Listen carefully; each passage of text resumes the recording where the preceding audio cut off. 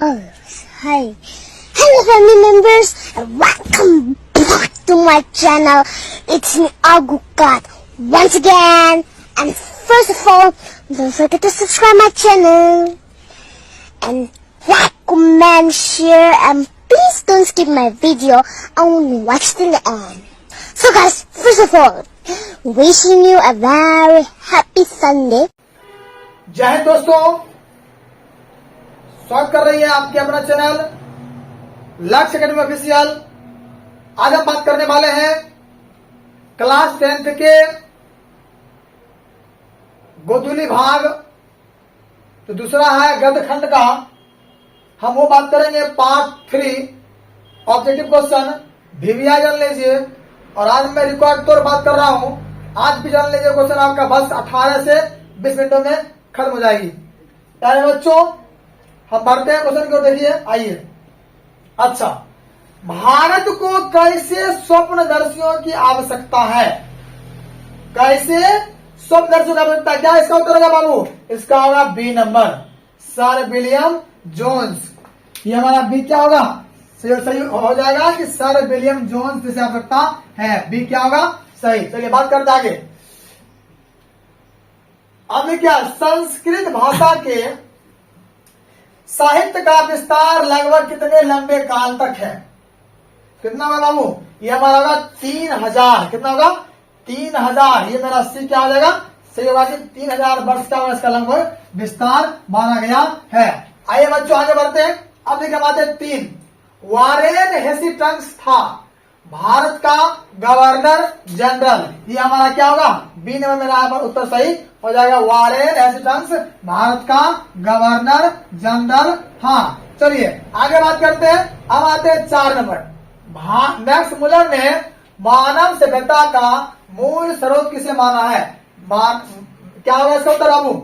जानना है। Max Muller ने मानव सभ्यता का मूल स्रोत किसे माना है?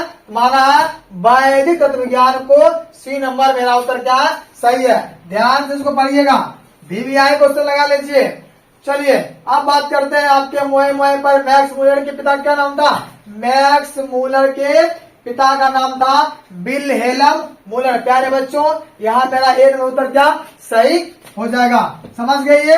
चलिए आगे बात करते हैं। अब आते हैं 6 नंबर पर। देखिए, हकर्स थे।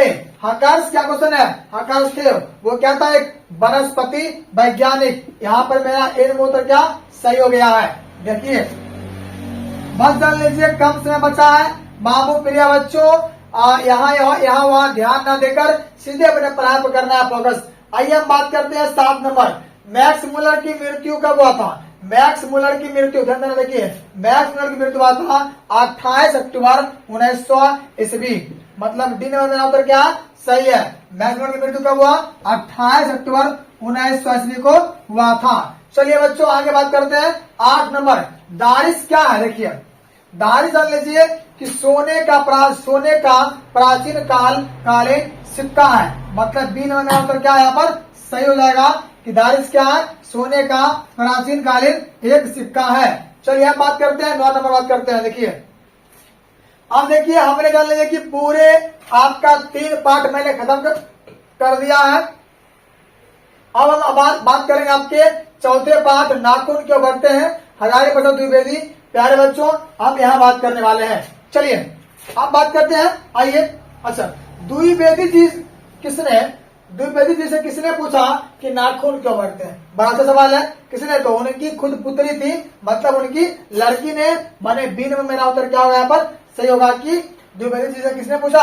तो उनकी बेटी ने पूछा था कि नाखून क्यों बढ़ते हैं। उत्तर मेरा बी सही हो जाएगा। चलिए बच्चों आगे बढ़ते हैं। आइए अब आते हैं 10 नंबर। किसने कहा था कि सब पुराने अच्छे नहीं होते, सब नए खराब नहीं होते? नहीं, सब नए खराब नहीं होते हैं। कौन कहा था? ये कहते कालिदास जी कहते। मेरा उत्तर यहाँ पर क्या होगा? डी में मेरा सही हो जाएगा कि कालिदास ने ये कहते। ध्यान देना है। मैंने ये किसने कहा? सब पुराने अच्छे नहीं होते, सब नए खराब नहीं होते। यहाँ पर क्या होगा? यह हमारा उत्तर हो जाएगा कालिदास। मतलब डी नंबर मेरा सही हो जाएगा। अब चलिए बाबू आगे बढ़ते हैं। हम आते हैं क्वेश्चन नंबर 11 नंबर। नाखून क्यों बढ़ते हैं? पाठ में बूढ़े ने सबसे बड़ी चीज किसे माना है? सबसे बड़ी चीज किसे माना है? तो प्रेम को। मतलब 11 क्या होगा? 11 बच्चों मेरा ए नंबर मेरा उत्तर सही हो जाएगा। ये समझ गए? ठीक ना। जान लीजिए महात्मा गांधी के बारे में कहा गया, जान लीजिए उसने कहे थे कि सबसे बड़ी चीज क्या होगा? प्रेम, भातृत्व, विषय ये सभी हमारा होगा। चलिए आप बात करते हैं 12 नंबर। देखिए लेखक के अनुसार मनुष्य के नाखून किसके जीवंत प्रतीक है? किसका जीवंत प्रतीक है? यहाँ क्या हमारा होगा बच्चों? ये मेरा होगा 12 का सी नंबर, पांचवी वृत्ति। यहाँ मेरा सी उत्तर क्या होगा? सही हो जाएगा। पांचवी वृत्ति की पहचान है। चलिए बच्चों आगे बात करते हैं। हम आते हैं 13 पर आते हैं। नाखून क्यों बढ़ते हैं? गद्य की कौन सी विधा है? गद्य की कौन सी विधा है? यहाँ पर क्या होगा? ललित निबंध। मेरा उत्तर क्या होगा? डी में मेरा उत्तर सही हो जाएगा कि नाखून क्यों बढ़ते हैं? गद्य की कौन सी विधा है? तो ललित निबंध है। उत्तर मेरा डी क्या हो जाएगा? सही हो जाएगा। आइए आप बात करते हैं हम 14 नंबर। हजारी प्रसाद द्विवेदी द्वारा रचित पाठ कौन सा? तो नाखून क्यों बढ़ते हैं? ये एकदम सही है। ए मेरा उत्तर सही हो जाएगा। हजारी प्रसाद द्विवेदी द्वारा रचित कौन सा पाठ होगा? तो नाखून क्यों बढ़ते हैं। चलिए बच्चों आगे बात करते हैं बाबू। अच्छा, सब पुराने अच्छे नहीं होते, सब नहीं खराब नहीं, तो किसका उक्ति है? हम गलत बोले हैं। कौन होगा यहाँ पर? कालिदास। मतलब उत्तर मेरा क्या होगा यहाँ पर? यहाँ हो जाएगा ये डी नंबर। ठीक है, कालिदास ने कहे थे कि सब पुराने अच्छे नहीं होते और सब नए खराब नहीं होते। यहाँ पर क्या होगा? कालिदास। यहाँ मेरा डी नंबर क्या सही होगा। आप बात करते हैं 16 नंबर। देखिए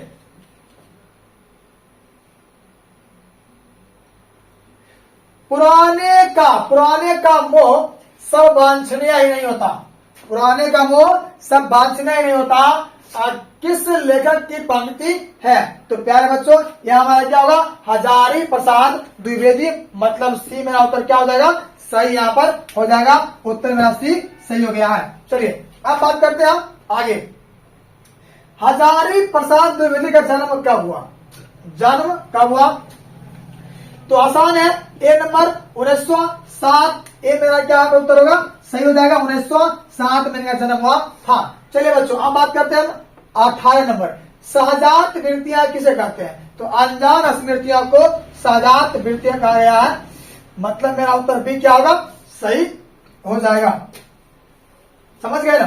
बी उत्तर मेरा क्या सही हो जाएगा। चलिए अब बात करते हैं 19 नंबर। देखिए कौन नाखून को जलाया जा रहा है? कौन नाखून को जलाया जा रहा है? कौन यहाँ पर? प्रकृति होगा ना जी। जिसको हम जिसे जान लीजिए हम भागना चाह रहे हैं, वो क्या कर रहा है? हमको आज भी जलाए जा रहा है। देखिए अब हम बात करते हैं, आगे बात करते हैं बच्चों।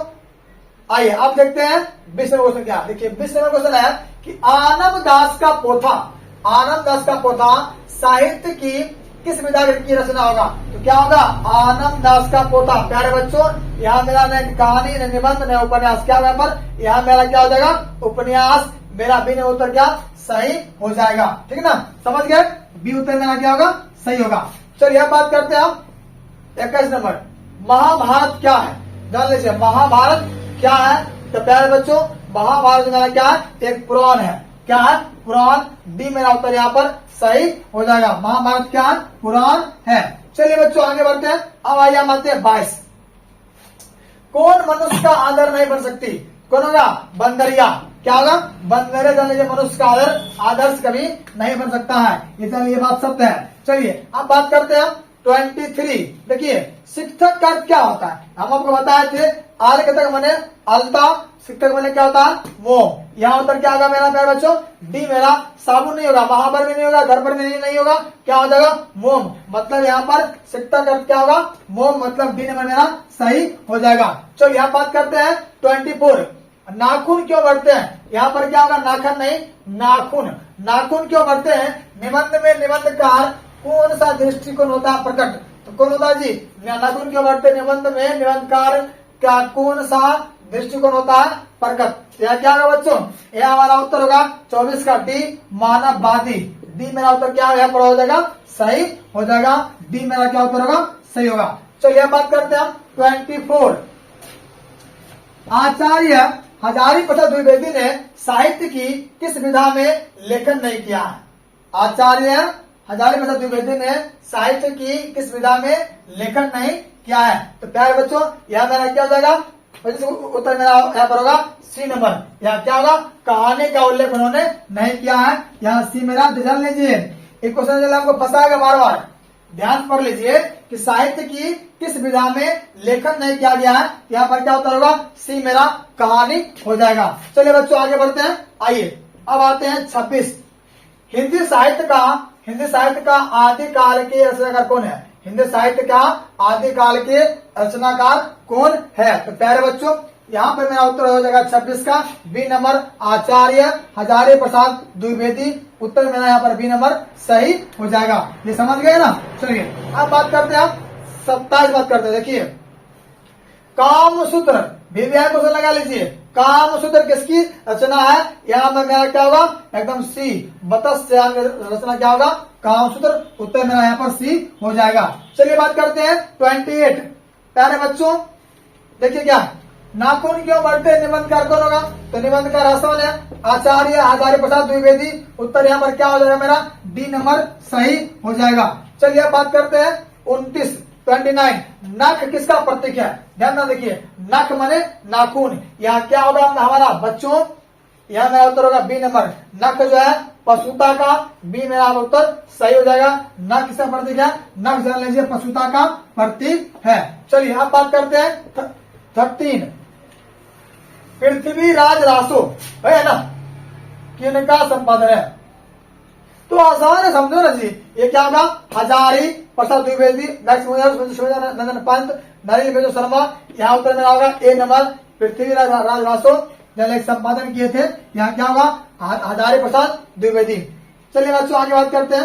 अब आते हैं 31 नंबर आते हैं, अशोक के फूल। क्वेश्चन, अशोक के फूल किनकी रचना है। तो क्या होगा, यहाँ बच्चों मेरा हो जाएगा हजारी प्रसाद द्विवेदी।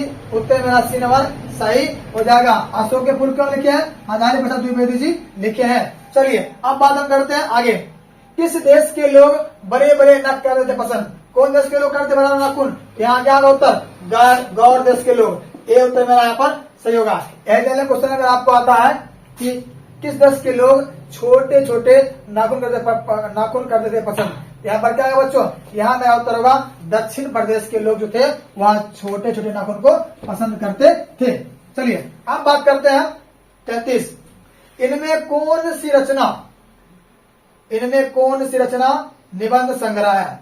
कौन सी रचना निबंध संग्रह है। देखिए अब क्या, यहाँ उत्तर मेरा होगा 33 उत्तर हो जाएगा मेरा बाबू। यहाँ पर क्या होगा, बी नंबर, प्राचीन भारत के कलात्मक विनोद। बी उत्तर मेरा क्या यहाँ पर हो जाएगा, सही हो जाएगा। समझ गए, क्या होगा उत्तर यहाँ पर बी नंबर मेरा उत्तर सही हो जाएगा। चलिए अब बात करते हैं हम 34। द्विवेदी जी को आलोक पर्व पर कौन सा पुरस्कार मिला है। द्विवेदी जी को आलोक पर्व पर कौन सा पुरस्कार मिला है। देखिए यहाँ क्या होगा, यहाँ बच्चों मेरा होगा साहित्य अकादमी पुरस्कार। भी क्वेश्चन पूरा जान लीजिए। उत्तर मेरा क्या हो जाएगा, यहाँ पर डी मेरा उत्तर सही हो जाएगा। क्या होगा, साहित्य अकादमी पुरस्कार। चलिए अब बात करते हैं हम। देखिए कालिदास की लालित योजना किनकी रचना है। कालिदास की लालित योजना किनकी रचना है। चलिए बच्चों हम बात करते हैं आपके क्या नंबर है मेरा, क्वेश्चन मेरा क्या हो गया 35। अब देखिए इसका उत्तर क्या होगा, तो हजारी प्रसाद द्विवेदी। यहाँ उत्तर मेरा सी नंबर सही हो जाएगा। समझ गए। चलिए अब बात करते हैं हम 36। देखिए मनुष्य को नाखून की जरूरत कब थी। जब मनुष्य जंगली था। क्या, जब मनुष्य जंगली जीवन में था। ये उत्तर मेरा यहाँ पर क्या होगा, सही हो जाएगा। अब चलिए बात करते हैं, आगे बात करते हैं। देखिए अच्छा, असुरों के पास क्या नहीं था। असुरों के पास क्या नहीं था, तो लोहे के अस्त्र असुरों के पास नहीं था। उत्तर मेरा यहाँ पर डी सही हो गया है। ठीक ना। चलिए आगे बात करते हैं। आइए अब हम बात करते हैं नाखून क्यों बढ़ते हैं। निबंध में लेखक ने किस बूढ़े का जिक्र किया है। कौन बूढ़ा होगा, महात्मा गांधी। उत्तर मेरा यहाँ पर सी क्या होगा, सही हो जाएगा। इस बात को आपने समझ गया। उत्तर मेरा क्या होगा, सी में मेरा उत्तर यहाँ पर सही हो जाएगा। चलिए अब बाबू हम आगे बात करते हैं 39। कौन सी रचना हजारी प्रसाद द्विवेदी की नहीं है। बड़ा गजब क्वेश्चन है, ध्यान देना। देखिए समझ जाएगा आप इसमें।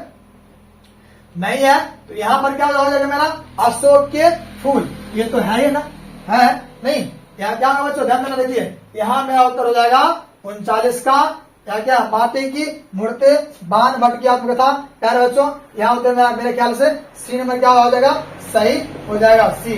ठीक है, चलिए अब हम बात करें आगे, आइए अब बात हम आगे करते हैं। देखिए क्या नखदर मनुष्य किस पर भरोसा करके आगे की ओर चल रहा है। आज जाने जो मनुष्य कभी नाखून के जगह तरसता था, नाखून काटने पर भी वो मार खाता था घर में, ठीक ना, आज जान लीजिए वही नाखून अगर बढ़ जाता है तो घर में मार खानी पड़ती है। तो देखिए आज जाने जो है नखदर मनुष्य आज किस पर कर रहा है भरोसा, तो एटम बॉम्ब पर, एटम बॉम्ब, बॉम्ब है बॉम्ब कट जाएगा, ध्यान से क्या सोना नहीं है, आपको बढ़िया से देखना है। तो अब देखिए हम आगे बढ़ते हैं, आइए देखिए।